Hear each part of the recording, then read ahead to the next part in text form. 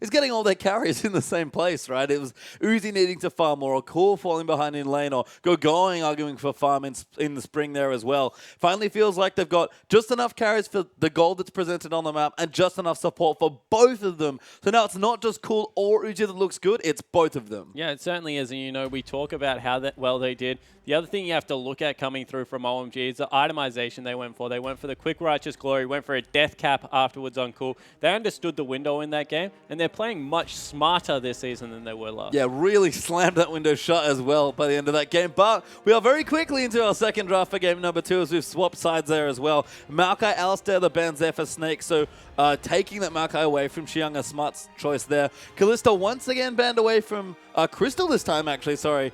So Uzi kind of taking it away from himself, but we've seen both these carries love to play it, and LeBlanc's going to eat another man. Yeah, so he doesn't want to go up against LeBlanc in the mid lane there, Cool, and you saw how well he played that Cassiopeia. Once again, if you're going for persistent damage threats in the likes of the Cassiopeia, even Corki does respectable persistent damage, you just don't want the threat of being deleted off the map. No, you just need to get those assassins away, and Cool, we've seen what his Cassio does in the versus Control Mage matchup there when he played against you, Zoriana. I think just a stronger lane there from Cool. Very good play all around. And Snake, they've got a couple seconds left to decide their final ban here. Only 3 left. I wonder if they want to even consider banning the Cassio away. They banned Azir last time, and they're going to stick to it. Yeah, so they stuck with the Azir ban coming through there. That actually really surprises me. Maybe Yu's looking to first pick the Cassiopeia and see what Cool has in there, and maybe OMG, they might even look to take it away themselves. And once again, lots of junglers left open, I believe. This was the case last time where we had Gragas versus Rek'Sai. So the jungle pool being left untouched. Lots of mid and AD bans, which I guess given these two teams isn't particularly surprising. Can't really ban out Flandre, so I don't really want to throw bans up there. And OMG has got 5 seconds now to consider their final ban, and it's actually Thresh, interestingly, away from Ella. Yeah, so don't want to take that one early on in the draft and maybe trying to force Ella back towards the Nautilus, but Flandre, he gets Hecarim. Yeah, go straight back to the Hecarim. That was banned in the last series. We talk about Flandre wanting to be more of a carry. More of a carry top laner there. Not quite Yasuo tier, but very strong when he gets farmed. Yeah, more of an anti-carry, to be honest, when you take that smite, because you stop a lot of the damage coming out, especially if they go something, I was going to say, like Ashe, because that would just be crazy. The mobile carries, historically, even Sivir does struggle against the Hecarim because he doesn't really care about spell shields, things like that. The only way you can get away from Hecarim is over walls, and you really do need the blinks, but Uzi, he's going back towards Sivir. I said it. This is his most impressive AD carry right now for me. I think that he plays Sivir extremely well. He does. Very aggressive still, like only Uzi can really be, but I like the pickups a lot. Nautilus Sivir back to basics here for OMG. Mix it up a little bit. Thresh from Amazing. Look, just that there in game number 1, but with it open here, especially with 2 other major supports banned away, he'll take probably the best one left. Yeah, it certainly looks to go in on that. And wow, we do have the lock-in from you going Cassiopeia, picks his own champion there. And we have this time them prioritizing the Rek'Sai over the Gragas. I mean, I think it's fine. Gragas, to me, might be the best jungler to pick, but there's nothing wrong with Rek'Sai at all. The Xiang instantly locks in now for the Hecarim matchup, and there's Shui going to get his Gragas. Yeah, and I think that they will go towards standard lanes right now because they've got the counter pick for Cassiopeia if they want to throw something unique into the mid lane. And OMG, they look to have put together a very solid draft coming through here. They will need to play around the window of the Gnar ultimate coming through there, but they do have some fantastic lockdown CC. And I saw Morgana flash there. I like her quite a bit in this meta, especially against the likes of Hecarim. Crystal, though, is going to lock in Draven. Ella's going to go back to Janna. And all of a sudden, we have 3 very greedy members from Snake. Yeah, we certainly do. They need a lot of farm onto their carries right now because with the like of Draven, you need him to get to maybe the 2.5 item marks before he starts really deleting people off the map. Cassiopeia actually does really respectably with low farm, is obviously much better with farm, but does persistent damage, has a very good peeling ultimate as well if he wants to sit on top of the Draven. But it really is about Flandre. He needs to get big enough where he can just get rid of Uzi from every team fight. He does, and I mean, we've seen Sivir be fairly self-reliant. We'll have decent peel here as well, and cool, he is going to do it. Takes the Orianna into the reverse matchup now against you. Yeah, this is where you see confidence coming out of the player. They said, I solo killed you on the mid lane to be able to get a kill down there. Now I'm going to take the champion that you tried to execute against me. Going to run an Ignite as well, like you did last game, and try and take it back in there. So you now ball in his court. Yeah. Typically, we saw it last game. He should win this matchup. He should, but it is fairly close. it's not really a soft counter at best, I think. And we'll go through the matchups here again. Much more standard this time around as Flandre back on the horse with the Hecarim and Xiang with the Gnar. Yeah, and we see the Rek'Sai versus Agraga swapped around this time. Beast prioritizing Rek'Sai there. See whether he goes the Warrior Enchant as well. Yeah, another reverse matchup here actually is Cassiopeia versus Orianna this time. And our Crystal back on his famous Draven. I actually do like this matchup against Uzi Sivir. Yeah, I certainly do as well. Draven does really well against Sivir in a 1v1, and that seems to be what they're going for. As we see some disengage, but more importantly, AD on the shield coming out of Ella here against Nautilus. Amazing, had a very good MVP-esque performance game 1. See whether he can replicate it. We'll have to see. And again, it's funny to see players sort of going back to old champions. Sivir certainly came around full circle, and it was Krista that was really punishing him with Draven. So we'll see if he can do it now in a new split. Yeah, I really am excited to see Crystal play Draven because he goes some funky builds in there. He really does know the champion well. The first time I really respected it was when they took it into IG's like all CC. They had a Vi on the lineup, and they were still able to pull it through there. So if any team plays around Draven well, it is Snake. And the way that they play Cassiopeia, they use her as a more of appealing aspect as well. We talked about Cool's aggressive Cassiopeia. We saw that. Yu does like to sit back a little bit more zone. Still puts out very high damage, but uses the ult in a very defensive way. He does, but we'll have to find out as we are going to get onto the Rift.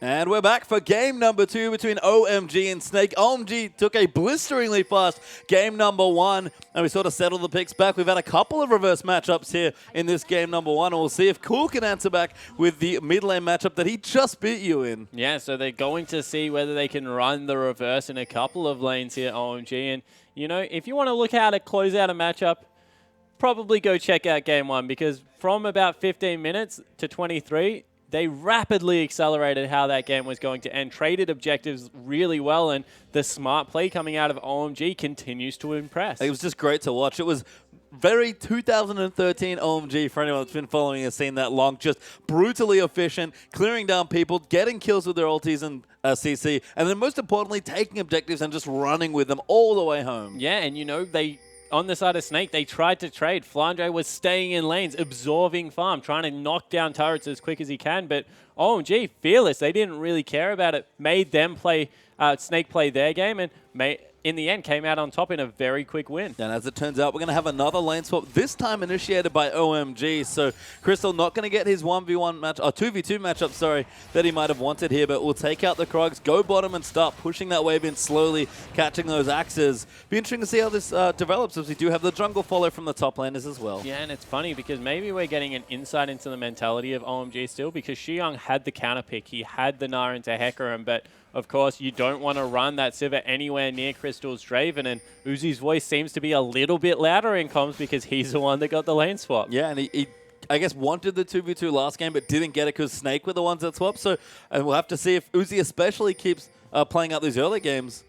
See just how much gold he is trying to give himself, or just how much space he's trying to get in the early game. But OMG onto the blue buff now on Snake's side of the map. And again, we're going to have another lane swap, which means we'll jungle vertically once more. Yeah, and something that I just want to point out quickly for the viewers is the fact that Flandre, he started Wolves and he smoked them. He didn't start Krug or Gromp or something like that for the extra damage. It was all about the Wolf Spirit because they were suspecting that the lane swap was going to come through there and they wanted to be able to see as an early gank coming through onto you. Yeah, smart stuff here is you feeling a bit of pressure. This is what happened to Cool's Cassio last game. He managed to dodge the gank here, and you will do exactly the same thing. Nice instincts there. Yeah, just really basic play.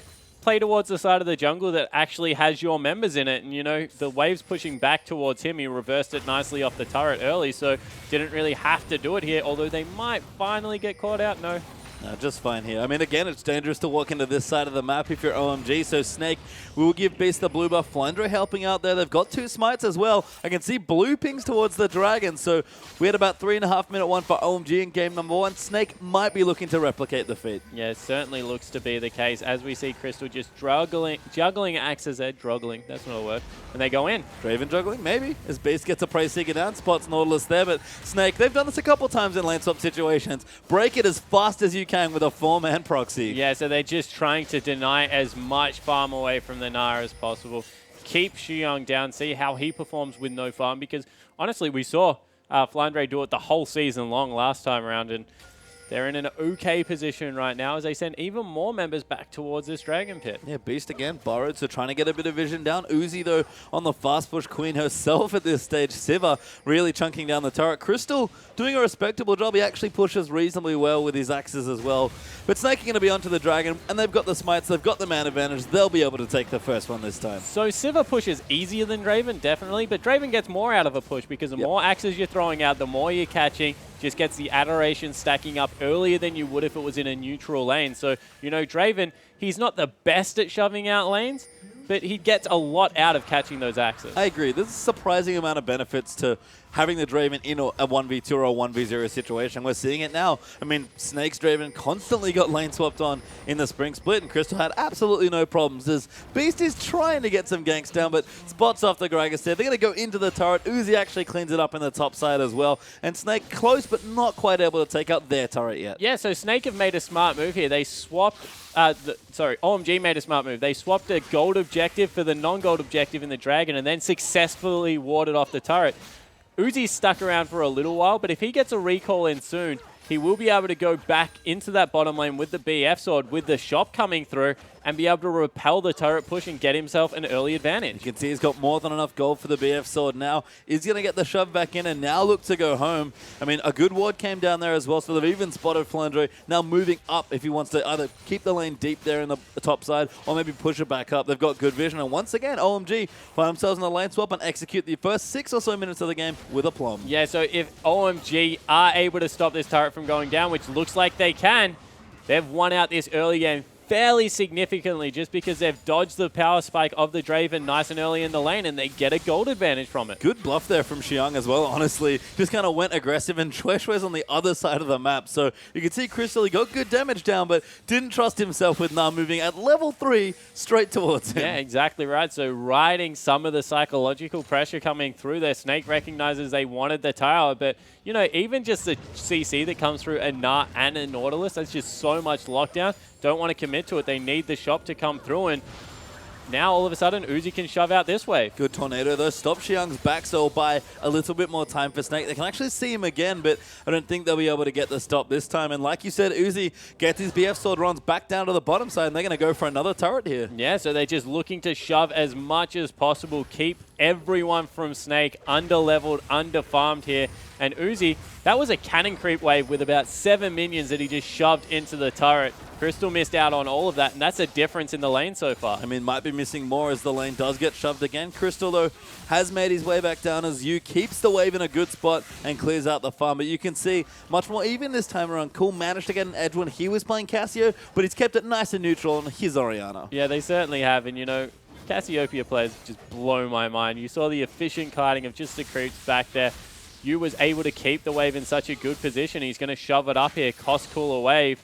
And, you know, it is relatively equal, but Yu's in a much better position this time around. Yeah, just, you know, being able to neutralize the lane, get his farm down, play safe, not get ganked by the early roam squad that came in. In fact, it's Xiang that might be getting attention as Beast comes in at level 4 to the top side. Flandre's here, but they're going to go in for the gank. Xiang has to dodge it. Good hop will keep him safe, and instead, Flandre at level 6 might think about a dive, maybe just going to go for a push instead. They're looking for the dive because look how big that creep wave is right now. Xiang going to be held away from about a level of experience. They send Zhuezhui up there to try and help him out, but maybe the damage is done. Well, Uzi down the bottom, losing the trade there to the Draven. That's the one thing you have to remember. As far as actual all-in trades go, Draven's still going to win. Yeah, exactly right. Especially with the Janna shield on there. There's just no way that they can successfully trade about that. As I said, Draven doesn't really care about spell shields. He's just going to peg axes at you till the cows come home. And you see right now, he's able to get the lane back in a very favorable position. Cool roaming down as well. Actually, not poison, I don't think. Just a visual bug there. It's cool.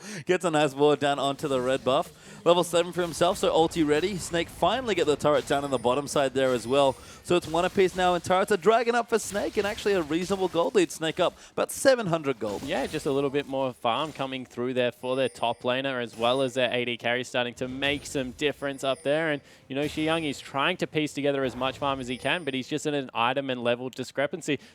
Tends to what happens when you take Smite into lane swaps. You just get a little bit more of that farm early game, and you know, unless you can really start making waves in this mid lane, the game will probably just teeter out and stay farming. I mean, if they're neutral like this, I think Flandre is just fine securing that farm, even though it will give Xiang a bit more space to catch up. Cool, though, last sitting as best he can under turret, doing a nice job there on the Orianna and keeping nice and close in CS. But we already see some build past Divergent. Cool, looking for Athenes, almost has it done, actually, with his 2 components. And you can see the tier there for you, but looks like Abyssal might be coming through. He's got a Negatron cloak completed. Yeah, and Abyssal is just a really strong item at the moment. I like the fact that when it comes through, it helps out the rest of your team. Cinder Hulk does magic damage, something that's underrated about Abyssal Scepter and why it's really good, because you can guarantee at least someone else on your team is doing AoE magic damage.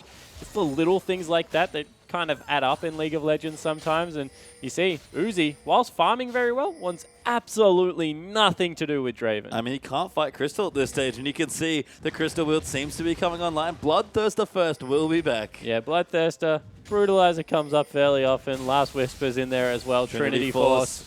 Because Crystal, I mean, does need a lot of farm, but he's securing some now, and especially if he gets some kills, he's stacked up a lot of adoration already just from the early 10 minutes of the game. You'll see that big goal he pop over when he finally gets a kill, especially if it's first blood, and Crystal sitting pretty now on his Draven. Yeah, he certainly is, and that's the thing about Draven. You feel like you're keeping him down. Oh, he's equal in CS. We haven't died to him. First team fight happens, he gets a double kill, and you're like, wow. He's the richest man in the world. Yep, and then just snowballs from there. Gets the 3 items very quickly when he starts snowballing, and you can see he's sort of taken over the bottom side of the lane here as well. We'll have to keep pushing it, wants to keep catching axes, so it's sort of encouraged to auto-attack as much as he can, but Snake playing pretty carefully. In fact, Dragon's back up, and they're lining up very nicely to take their second. Yeah, and you see that they're focusing bottom a lot now, OMG. They recognize that Uzi, unlike last game where he was very far ahead, is in a position where he needs a little bit more support. So Shui was down there, amazing, always with his AD carry. Snake, they're looking to grab their second dragon. They will get it. You can see Crystal juggling axes as well. Shui coming in, trying to gank you, but not enough. They're actually coming in. Ulti does come through. That's a very nice play from you. Gets the first blade under the tower. Flandre going to come in to make sure Cool gets cleaned up as well. And it's a classic Flandre teleport. That's 2 for 1 plus the dragon. Yeah, so they're able to pick it up, and this is the danger against diving use Cassiopeia. We mentioned how he likes to hold his ultimate, turn these ganks around, and he did just that. Good stuff there coming in for you. Defensively playing to get first blood and then pick up the trade, and Snake going to keep playing a bit more aggressively. This is what we've seen. A lead,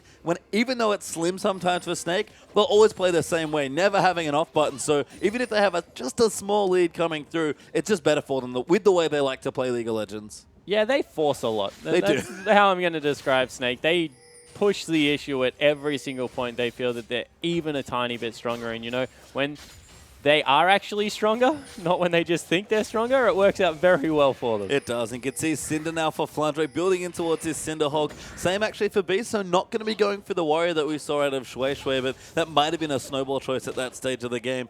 Items still coming in for everyone. In fact, you look down, it's Abyssal already done for Cassio as well. Yeah, so Cassio in a very good position, going Abyssal over the fact that could get something like the Archangel stacking even earlier. And, you know, you think it's because extended laning phase going to only be dealing with Gragas and Orianna.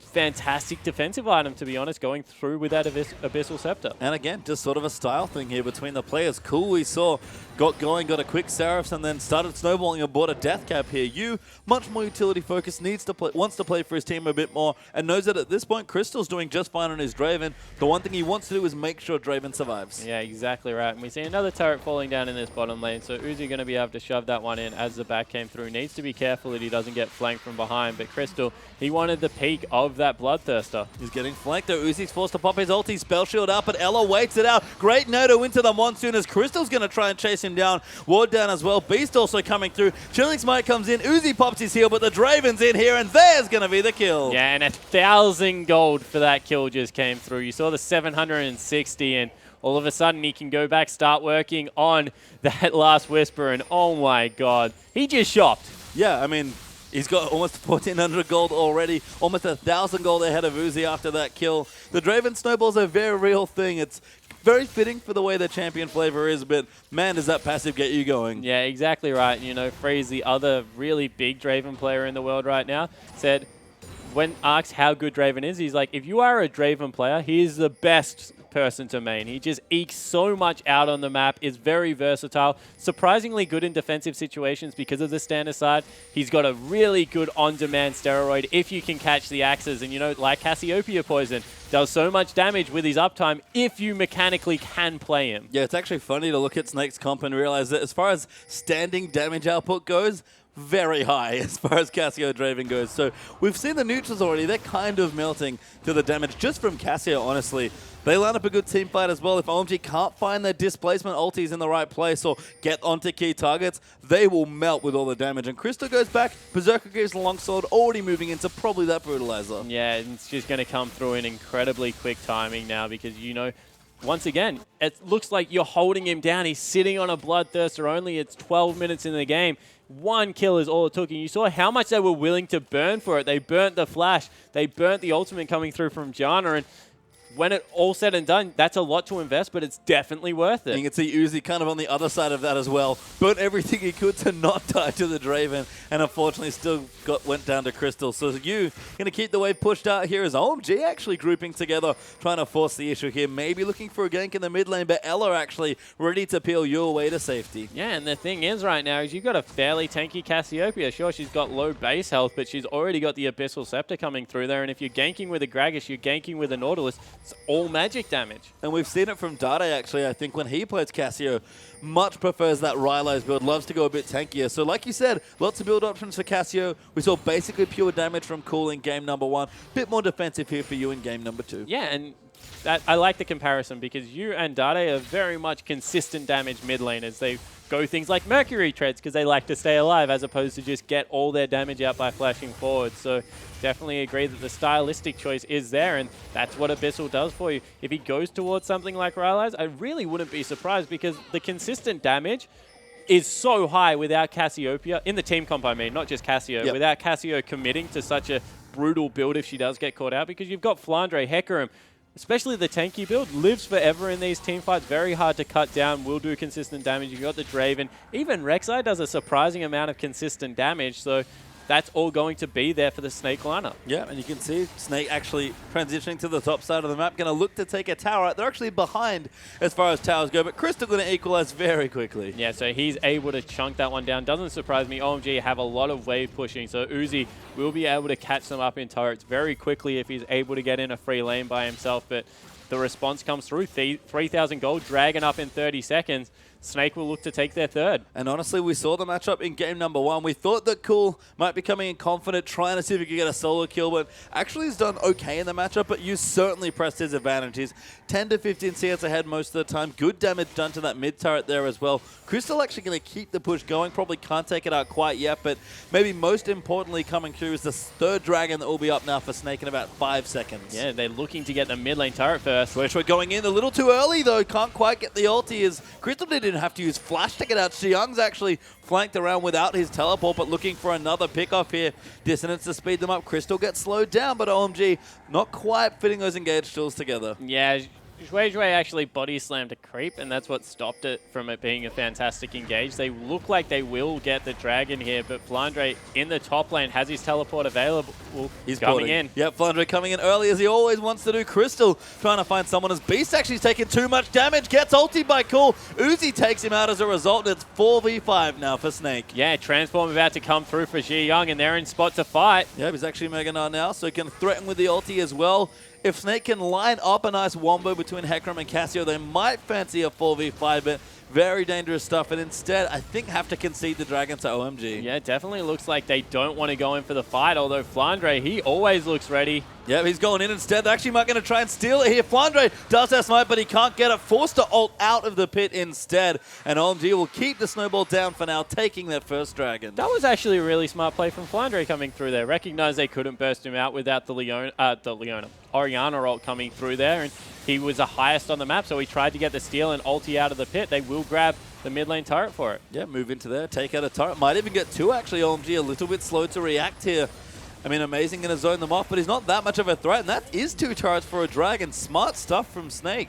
That was just straight up not good rotations coming through from OMG, and I use the word rotation very sparingly, but they were just beaten through the inside lane, got a shop in instead of going back to fight, and Snake just really outclass them there. Might get the same thing done to them now, though. Yeah, Beast actually going to get hooked here. Ulti pop by Uzi. Ulti there from Cool. Freight Train on board, and OMG get a kill. Yeah, and all of a sudden, they're the ones with the inside track on the mid lane. Flandre's going bot without teleport. They'll grab this turret for free. Going to try and take it out here. He's on about full health, but Uzi going to make pretty short work of that. Shui, good positioning. Going to force you away. He's actually used the depth charge. Ulti coming through. Very nice from Cassio as Ella peels them off as well, but it's not enough to save the mid lane turret.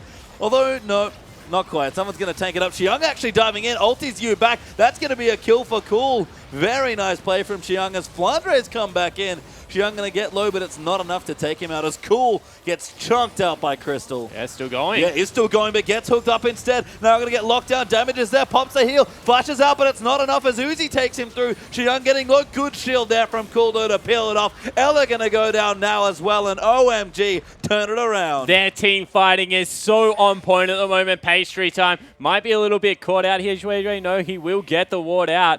And wow, that was just on a dime, turned the fight around. I thought they'd overcommitted, got a good U ultimate, but then Snake kind of lost their mind. They kept fighting underneath that turret, and OMG, on-point shields coming through from Cool kept everyone so safe. A sick Gnar ultimate meant that they served up you on a silver platter, and unfortunately Draven, without all that peel coming through there, wasn't able to do enough damage. Yeah, you look down at Ella, who, before the game started, I was going to comment, he's probably the player that rushes Mikhails more than any other player in the world, and when you play with Crystal, I think you can understand why. Last Whisper now just done for Crystal. Bloodthirst has been there as well, but there was just not enough peel there for Crystal to take it out, and he got very greedy. Yeah, he certainly did. They overcommitted for a fight they didn't need to take. They got 2 turrets for 1 before that. Remember, and even if they lost a kill against them, they were still net up in that advantage. Instead, they give away everything they'd built up for. They're still about 2,000 gold in the lead, but OMG now looking very aggressive at the mid lane. You can see again using their power spikes very well with these items. Cool has his Rabadons. Xiang perfectly tanky here at 1 item. Didn't go any sort of Frozen Mallet or Black Cleaver. Uzi has 2 items there as well. It's again OMG just showing that they know when they can fight. Yeah, exactly right. But now this might be Snake's chance to go in. Flandre looking, does have his Frozen Heart, so fairly tanky with his Cinder Hook up there as well. Good items across the board. Again, Snake are still ahead a few thousand gold, but OMG really pressuring to try and take another turret. Yeah, and it sounds kind of weird, but someone needs to catch a Shockwave here, because if that's threatening, I don't think Snake can fight. If Cool pulls a trigger on 1 or 2 people, Snake might be able to run over the top of him, as long as it is not Crystal. I mean, Xiang poking up, going to build up some rage here. Crystal playing fairly far forward. He has to try and keep the mid wave down, although you will do a nice job clearing it as well. See Beast actually poking around the side, trying to kind of shuffle Xiang away, but good wave in the bottom, prep by Snake. Flandre going to collect the top side as it pushes in as well. And OMG, because of all that wave pressure, have to back off. Yeah, and this is what Snake did. They prepped the bottom wave exactly how you said. That was Flandre down there in the last team fight going through. Meant that OMG had a limited time that they could stick around and try and pressure that, and weren't able to get it done. By the way, Flandre, he's about 70 CS up in the top lane right now, doing a very good job at building up a creep wave against Xiang, and it's because of what we've kept saying. They're prioritizing Xiang as this team fighter, get involved, more utility based. Flandre this split has been all about trying to carry game. He has, and it's great, honestly, to see Flandre sort of getting back to more of a carry mentality. Yes, he plays well with little gold. He's actually, interestingly enough, very similar to Akon in a lot of different ways. They both prep waves well, they teleport well, they split push well, they play well with low gold, but Flandre, he's a carry player also. That's maybe something that Akon can't quite hold himself to yet. Yeah, not yet. He plays a certain, wow, no engage coming through. Akon plays some champions incredibly well coming through up there, but yeah, does much more prefer to be the initiated team fighter for his team, whereas Flandre right now looks to be that huge anti-carry coming through. And Dragon is about a minute away. Neither team is really prepped for it right now. Baron is also a serious threat with Cassiopeia on the board, and that seems to be what Snake are prepping for. I mean, Flandre back down in the bottom as well, already prepped the top wave. He's sort of doing all the wave manipulation just on his own here on the Hecarim, and he's level 14. He's only getting stronger from this stage. Got a Spectre's Cal as well for a bit more tankiness. Teleport's ready to go. I think Snake are more than happy with their position. Yeah, Snake actually just hard shoved that bottom lane, which means it will bounce earlier. If he had just taken out the range right there, it would have been a slow push and built up really nicely for the turret. But we'll see whether they can make anything happen in the next 1 or 2 waves that are going to come through in their bottom lane. See, that looks like OMG want to recall. That's dangerous position to do so. It is. I mean, Xiang needs to go shot by the looks of things. Cool as well. as Xiang goes back, gets a couple more tank items, but nothing major here. And Cool, haven't quite spotted him yet, actually didn't recall, so clearly farming a bit more. Dragon up in 10, you can see a lot of pings coming through to the area. But OMG, definitely a different pace from game number 1. Have really slowed it down at about 25 minutes in. Yeah, they've taken their foot off right now, and it's because of the fact that Cool, he's getting big. They want to continue to get the Orianna up to the point where one shockwave will completely destroy Crystal, and at that point of the game, it really will be much further in their favor. But right now, Snake are the ones that need to force. They need to get in. I mean, you've got good damage. Shui actually going to get caught here by Beast, Alan, and Crystal. Flounder even coming through as well. Crystal will take him out with Whirling Death, and they're on to Baron. Yeah, that should be Baron, although Cassiopeia was in base when the catch came through. That's twice that Shui has made the mistake of hitting something as he was body slamming. First it was creeps. This time it was actually a person. And it was last time when we saw he's Gragas, so we're actually praising it for how good his ultimates are, but maybe body slam needs to be recalibrated. Xiang will find a few too many friends. Flounder comes in with the ultimate. Wow. Cool gets locked down and just destroyed by Yu. Xiang's going to get a double now, though. Yu going to get low. Will look to fall, but doesn't go down with all of the shields that are there. Flounder going to get the next kill onto Amazing. Uzi's forced to flash away from Crystal. A double kill for Flounder, and Snake get everything they want. Credit to Ella to keep Yu alive in the backline. It meant that OMG overstayed, tried to reach for the kill, and in the end got completely torn apart. Now it will be Baron that will come across, and Snake, they look completely different than they did first game. And we talked about it. When they play from ahead,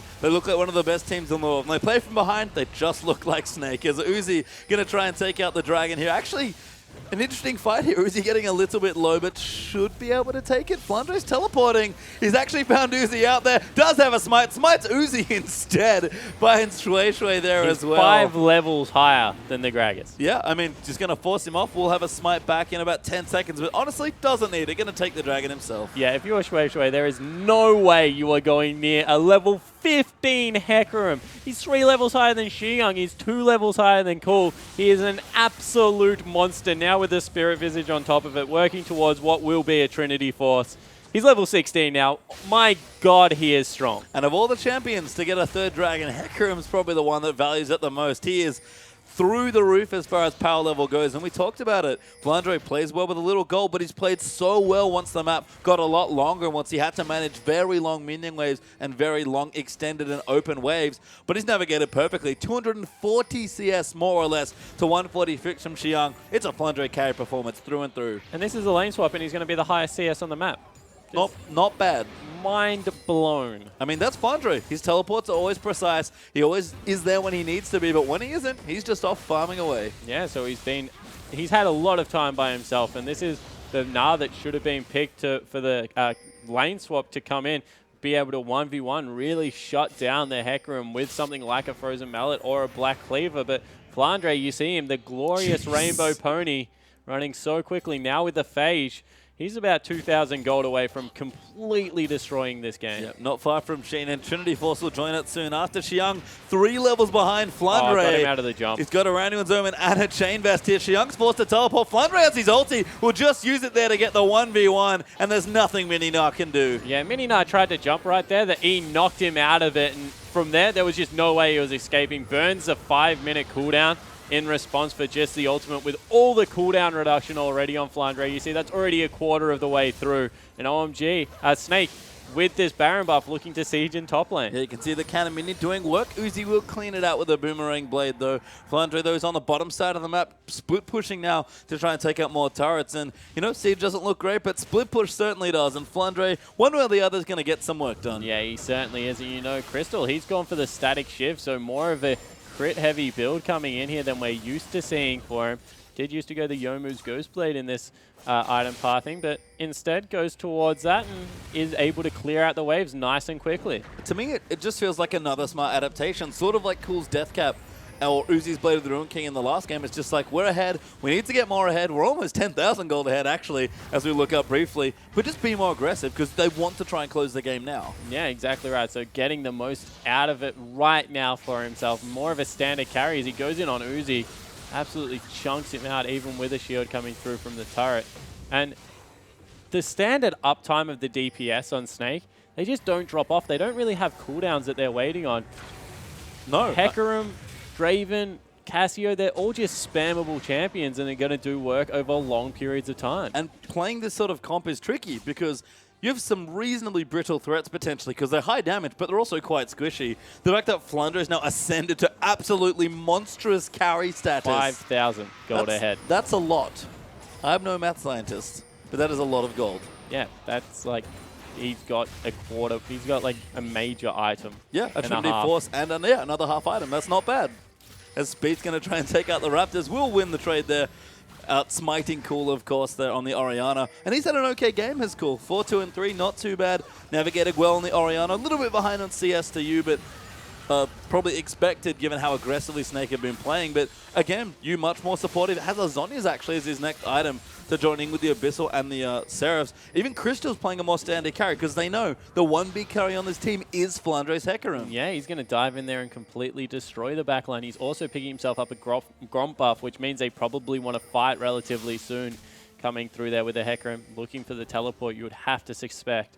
But yeah, across... Oh, he's got Trinity Force. Yep, that's what he's going back for. Port not quite up yet, but level 18 for the Hecarim. Very glorious indeed. And this is what people are scared of when they think about Hecarim.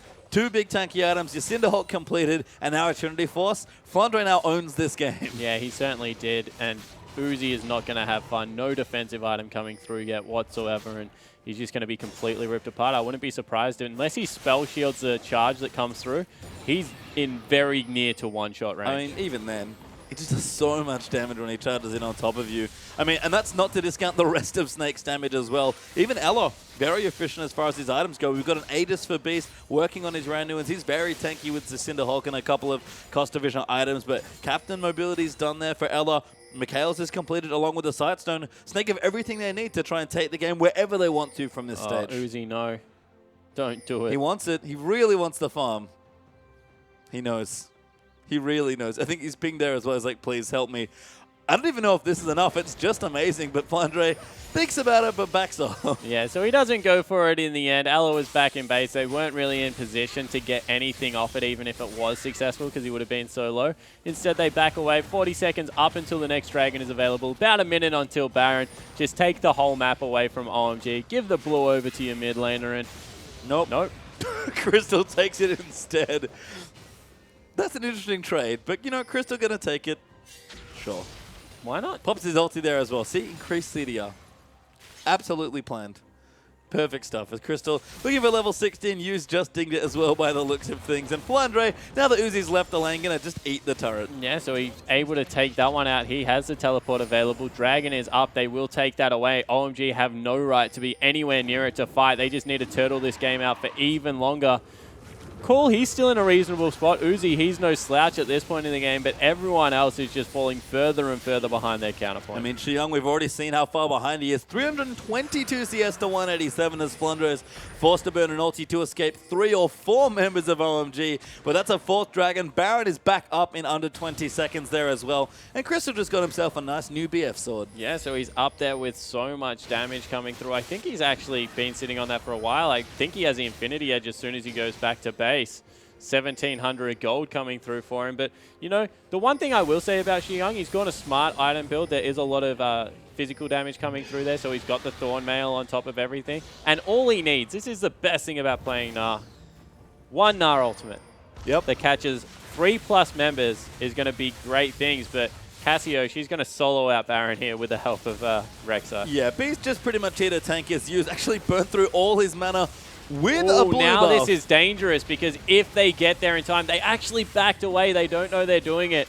I was going to say, if they got there in time, that was OMG's one window to look into fight. I mean, Flandre had port, but he was down in the bottom side. But you can see with the gold in and how aggressive Snake have been playing, OMG unfortunately do not have the pleasure of that vision because they've not been able to get any work done here. They're going to try and look for a pick. It's Crystal that they want here. Depth charge is popped by Amazing. That's a good flash from Crystal to keep himself safe. And Rek'Sai going to go back in. Uzi going to get turned around, and Flandre dives into the backside, erases Uzi off the rip. And now Crystal's just being unleashed. Beast will chase him down. Flandre zoning everyone. Good double knock up there for Beast is cool. And Shui trying to peel the Rek'Sai away. They'll almost get the kill, but Crystal's back as well. Flandre takes out Nautilus. Crystal's chasing down Xiang.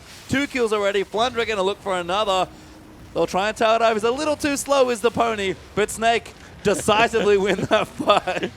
Xiang just throws Flandre into an inhibitor. It doesn't even really matter. They'll take out the first base turret and maybe even look to move in and try and close out the game, although some very low health bars mean that might be too dangerous. Yeah, they prep one wave in the bottom already, so they'll be able to try and get another inhibitor turret, but no dice, it looks like. No, never mind. Going to push back with the Baron minions there as well. And goodbye, turret. Yeah, so that goes down incredibly quickly. They're sticking around. I mean, you know, Snake, we've talked about their aggression, perhaps over-aggressive sometimes. As Yu's actually a little too far forward. Xiang, no ult, even if he did go mega. Shui trying to line it up, but also no ultimate. In fact, OMG don't have anything right now, but they'll force Snake out. Yeah, so they finally chase them away, but in about 4 minutes' time, 5th Dragon, a real possibility coming through here. Snake, they still have Baron buff. They can just send Hecarim into that bottom lane, take out the inhibitor, everyone else top. Really, there are no bad decisions when you are 14,000 gold ahead in League of Legends. I mean, diving the fountain might be the only bad decision, but even then, Flandre might still get a kill. And you can see a more of Malmortius is his next item. Yeah, and honestly, I think that 5 members of Snake can dive the fountain once this game and get away with it. Cool. No, Uzi, sorry, going to get a red buff. Flandre's found in the good spell shield, though, from Uzi. Keeps himself safe, but Flandre, he really wants to dive, but won't quite go in this time. Yeah, didn't know where the rest of the members were. Couldn't see Gragas on the map right now. And, you know, gets the ultimate out of Uzi. Means that they don't have it to start a surprising fight, and they'll just move in, take the top turret. Yeah, you can see just the items in general. Infinity Edge completed for Crystal. Void stuff done now for you.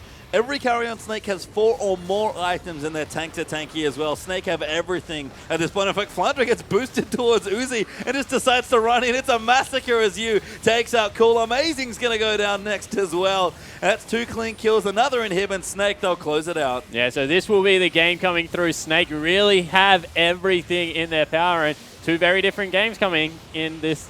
Wow. I mean, Uzi still getting dove by Flandre. Fountain lasers there, but Flandre's not dead. Xiang now, the next target gets taken out by Beast. Minions are diving into the fountain. Crystal is as well for a bit of fun. Snake chasing a couple more kills, but they'll eventually take the Nexus. Yeah, and this is the thing about an inexperienced lineup. Game 1, amazing and Shui. We complimented their play. Game 2, wow. We talked about the 1v5 fountain dive. A triple kill actually for Gragas towards the end, but a win's a win there for Snake. They take the Nexus as they dive the fountain gracefully, and a very fun split there between these 2 teams. Yeah.